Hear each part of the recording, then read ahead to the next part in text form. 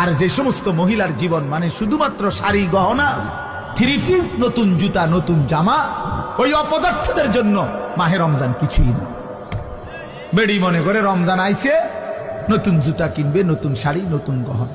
আল্লাহর ফেরেশতা ডাকে, ও ইমানদার নারী, আল্লাহ রহমত দিতেছে গো, এদিকে আও, নাজাত দিবে আল্লাহ, আসো রমজান, মাগফিরাত দিবে।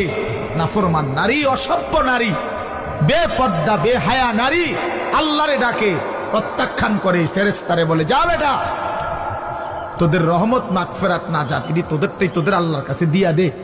আমার দরকার জুতা, আমি জুতা কিনতে যাই, আমার শাড়ি দরকার, আমার গহনা দরকার, আমার দরকার থ্রি পিস, আমি রহমত দিয়ে কিতা করবো, আমি মাগফিরাত দিয়ে করবো কি, আমার দরকার হলো জুতা।